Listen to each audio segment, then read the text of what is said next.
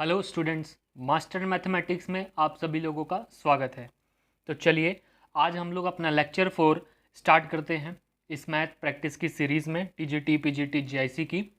तो जो हमारा क्वेश्चन है आज के लेक्चर का पहला, वो क्या कहता है कि हमें सोल्यूशन सेट फाइंड आउट करना है इसका। ठीक है, इसका सोल्यूशन सेट फाइंड करना है। इससे पहले थोड़ी चीज़ें मैं समझाता हूँ तब आप समझ पाओगे क्या है।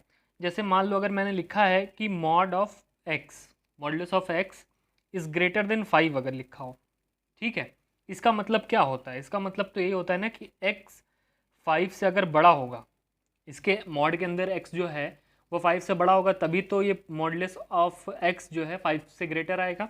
या तो x जो है -5 से छोटा होगा, -5 से छोटा होगा, जैसे -6 हो गया, ठीक है, तो माइनस तो कोई मतलब नहीं रहता मॉड में, वो प्लस में चेंज हो जाएगा, 6 का जो है वो हो जाएगा आपका 6 आ जाएगा, तो 5 से ग्रेटर आएगा ना वो तो ओवरऑल।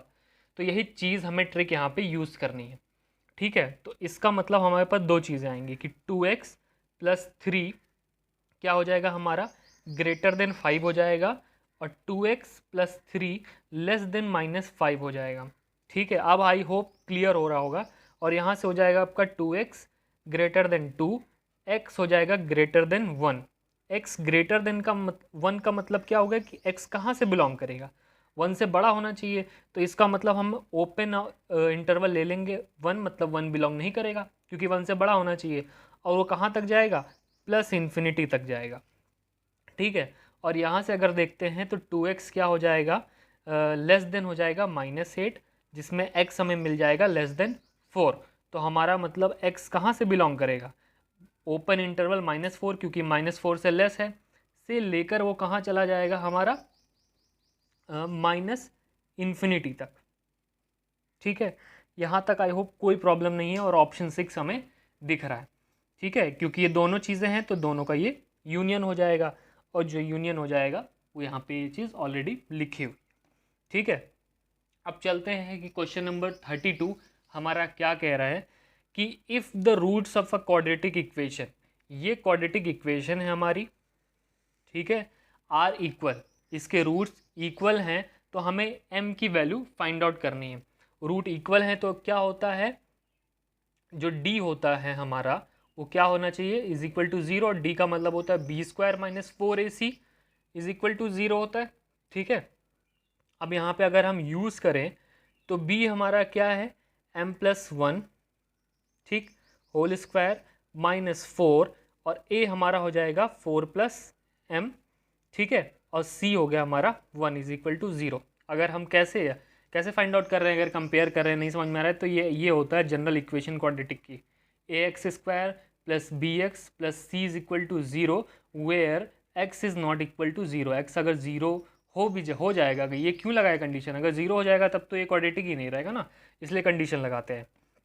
अब ये चीज़ आ गई, अगर हम अब इसको हमें सिर्फ सॉल्व करना है, तो ये हो जाएगा m² + 1 + 2m -16 - 4m, ठीक है, =0।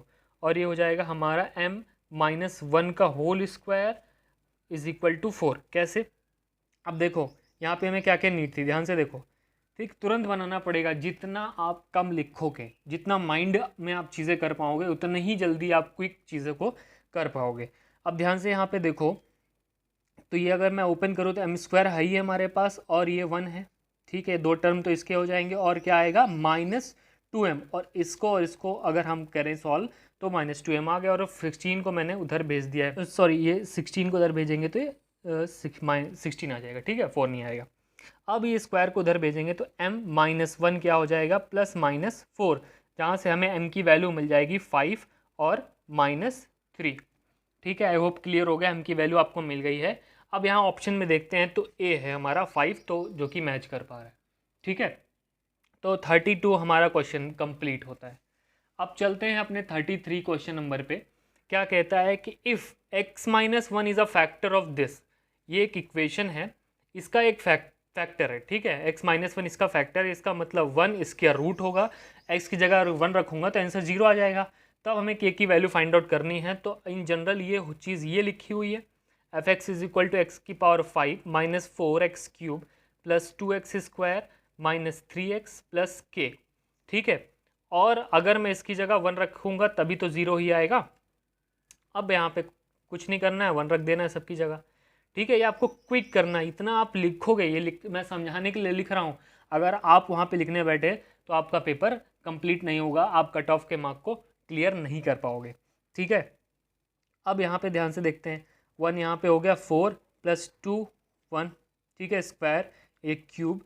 अगर नहीं भी लिखेंगे चलेगा, जितना आप चीज़ों को कम कर पाओगे। 3 और x है हमारा 1 + k, ठीक है, = 0।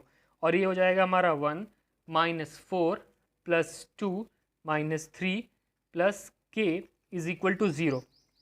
अब यहाँ पे आप देख पा रहे होगे, अगर आप सॉल्व करो तो ये हो जाएगा 4 3 हो जाएगा यहाँ पे 7, और डायरेक्ट अगर देखें तो सॉल्व करने के बाद k की वैल्यू 4 आ गई। ठीक है, क्योंकि ये 2 और ये 1 3 हो जाएगा और ये कैंसिल हो जाएगा और ये 4 k की वैल्यू हो जाएगी। तो यहाँ पे हमसे k की वैल्यू पूछ रहा था, तो ऑप्शन ए इज़ करेक्ट। तो k का ऑप्शन जो है k क्या हो जाएगा, 4 हो जाएगा हमारा। ठीक है, अगले क्वेश्चन देखते हैं क्या कहता है। क्वेश्चन नंबर 34 में भी ये चीज़ जो है हमारी इक्वल टू और ग्रेटर देन 10 है, क्वेश्चन नंबर 1 के ही जैसे है। तो इसको क्या लिख सकते हैं हम लोग, x + 3 ग्रेटर देन और इक्वल टू 10 और x + 3 लेस देन और इक्वल टू 10 हो जाएगा। ठीक, -10 हो जाएगा। अब यहाँ पे अगर मैं सॉल्व करूँ तो x हो जाएगा ग्रेटर देन और इक्वल टू 7। ठीक है, जिसका मतलब x कहाँ से बिलोंग करेगा, 7 होना चाहिए और वो इन्फिनिटी प्लस इन्फिनिटी की तरफ गया हुआ है। और यहाँ से x की वैल्यू लेस देन और इक्वल टू हमारा हो जाएगा -13। तो x कहाँ से बिलोंग करेगा, 30 तो इंक्लूडेड, -13 इंक्लूडेड है और माइनस इन्फिनिटी तक। ठीक है, यूनियन हो जाएगा और ऑप्शन हमारे पास सी दिख रहा है, जो कि -इन्फिनिटी टू -13 है, जो कि ये है इंटरवल हमारा। ठीक है, और यूनियन 7 टू +इन्फिनिटी। ठीक है, क्वेश्चन नंबर 34 भी कंप्लीट होता है। देखते हैं कि 35 क्या कह रहा है। How many real solution are there for the equation, इस इक्वेशन के लिए रियल सोल्यूशन क्या होगा। अब यहाँ पे बहुत सारी चीज़ें हो सकती हैं। अब यहाँ पे क्या दिख रहा है कि क्वाड पावर 4 है। ठीक है, तो 4 हो सकते हैं। अब देखते हैं, सॉल्व करके समझ में आ जाएगा कि क्या है और कैसे हो सकता है। तो इसको मैं लिख सकता हूँ, इसकी पावर 4 = 2 हो जाएगा। ठीक है, और x² हमारा हो जाएगा ±√2। ठीक, कोई प्रॉब्लम नहीं। अब यहाँ पे अगर मैं x कर दूँ इक्वल टू, और ये √x का मतलब क्या होता है, x की पावर 1/2, तो ये 1/2 है, और वहाँ पे फिर से अंडर रूट भेजेंगे तो एक बार और होल की पावर 1/2 हो जाएगा, और ये मल्टीप्लाई हो जाएगा क्या, x की पावर a की होल की पावर b क्या होती है, x की पावर ab। तो ये ओवरऑल प्लस माइनस चेंज होके फिर माइनस प्लस हो जाएगा, कोई फ़र्क नहीं पड़ेगा बेसिकली। और ये हो जाएगा 2 की पावर 1/4। तो आप देख पा रहे होगे कि 2 ही हैं। ठीक है, ऐसा नहीं है कि पावर 4 है तो हमारे पास 4 आंसर आ पा रहे हैं, 4 नहीं आ रहे हैं, x की वैल्यू 2 ही आ रही है जो इस चीज़ को सेटिस्फाई करेगी। ठीक है, तो ये क्वेश्चन भी कंप्लीट होता है सिंपली। क्वेश्चन नंबर 36 पे चलते हैं, जो आज का छठा क्वेश्चन है इस लेक्चर का। वो क्या कहता है कि sine theta and cos theta, अगर साइन थीटा और कॉस थीटा रूट हैं इस इक्वेशन के रूट हैं, तो ए बी सी क्या चीज़ सेटिस्फाई कर रही है। ठीक है, अब इस इक्वेशन के रूट हैं तो हमको पता है कि अल्फ़ा प्लस बीटा क्या होता है। ठीक, अल्फ़ा प्लस बीटा अगर हम जनरल देखें इस इक्वेशन के अकॉर्डिंग मैं लिखूं, ठीक, ये मैंने आपको बताया क्वाड्रेटिक इक्वेशन को ऐसे बना सकते हैं। अगर इस अकॉर्डिंग पे अगर मैं देखूं तो क्या हो जाएगा, अल्फ़ा प्लस बीटा हमारी ये वाली वैल्यू हो जाएगी, जो कि यहाँ पे -b आती है। ठीक है, बेसिकली आप इससे भी कंपेयर कर सकते हो, ax² + bx + c। अगर ऐसा है तो अल्फ़ा प्लस बीटा क्या लिखते हो आप, -b/a, जो कि बेसिकली है यही। ठीक है, देखो यहाँ पे -b/a, बेसिकली वो a की जो पावर है वो इधर भेज दी है। इन जनरल ऐसे भी लिखा जा सकता है। और अल्फ़ा बीटा हमारा क्या हो जाएगा, अल्फ़ा बीटा हमारा हो जाएगा c/a। तो अल्फ़ा और बीटा दोनों की वैल्यू दे रखी है कि साइन थीटा और कॉस थीटा, इतना आपको लिखना नहीं, आपको पता है। ठीक, नहीं तो टाइम वेस्ट होगा। तो sine theta plus cos theta आपका क्या होगा, -b/a, माइनस, अब b की जगह तो -b लिखा हुआ है और a है हमारा, तो बेसिकली ये b/a आ जाएगा। और उधर से अगर मैं सॉल्व करूं तो sine theta cos theta c/a है, और कोई नहीं, c की जगह c ही लिखा हुआ है और a की जगह है ही है।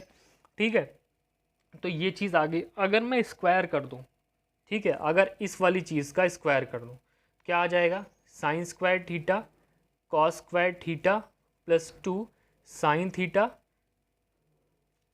कॉस थीटा, ठीक है, और ये हो जाएगा बी स्क्वायर ए स्क्वायर, ठीक है। हाँ, आई होप क्लियर है।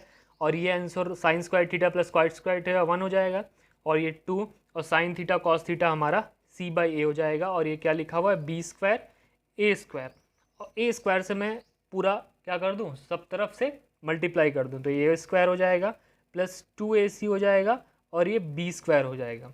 तो बेसिकली अगर इसको हमें सॉल्व करूँ तो A square minus B square plus 2ac is equal to 0 आ जाएगा, ठीक है। और ऑप्शन के हिसाब से अगर आप देखो तो बी मैच हो रहा है, ठीक है। क्वाइट सिंपल है, लग रहा है कि टाइम है क्योंकि मैं बता रहा हूँ इसलिए एक्सप्लेन करने में टाइम लग रहा है, पर टाइम नहीं लगेगा इन चीज़ों में अगर आप क्विक करोगे तो आज का छठा क्वेश्चन भी कंप्लीट होता है। देखते हैं सातवां क्वेश्चन क्या कहता है।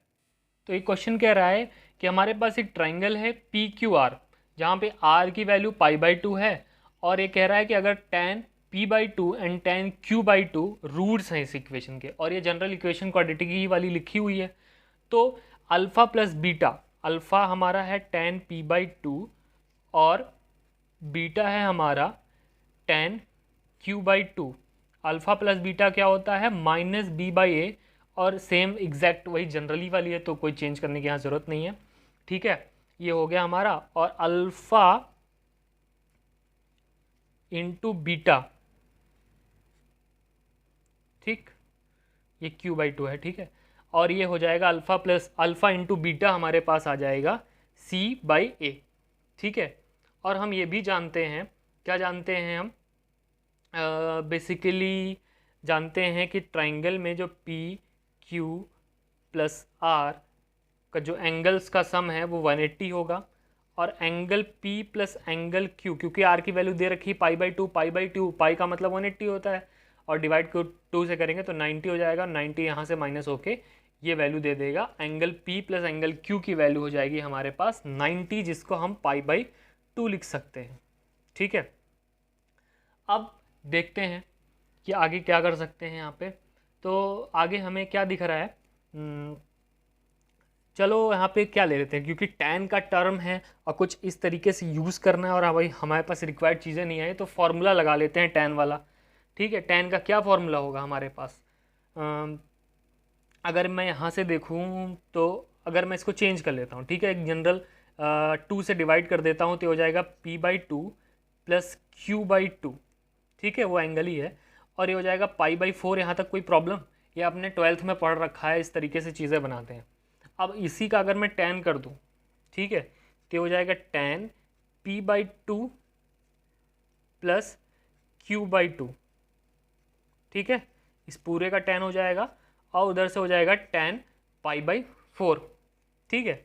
अब ये हो जाएगा tan a plus B, tan a plus B का फॉर्मूला क्या हो जाएगा, tan a plus tan b divided by 1 minus tan p/2 tan q/2, और ये 1, ठीक है। ये आइडिया 12 से आया, और ये आइडिया यहाँ पे क्यों करने का है, क्योंकि ये वैल्यूज़ हमें दे रखी हैं, और ये वैल्यूज़ यहाँ से आ सकती हैं सिंपली, और हमारे पास ये सारे tan का सिस्टम ही हट जाएगा, क्योंकि आंसर में तो tan है ही नहीं, कहीं ABCD में दे रखा है, ठीक है, जो कोफिशिएंट है उसके अकॉर्डिंगली आंसर दे रखे हैं, तो हमें हटाने पड़ेंगे।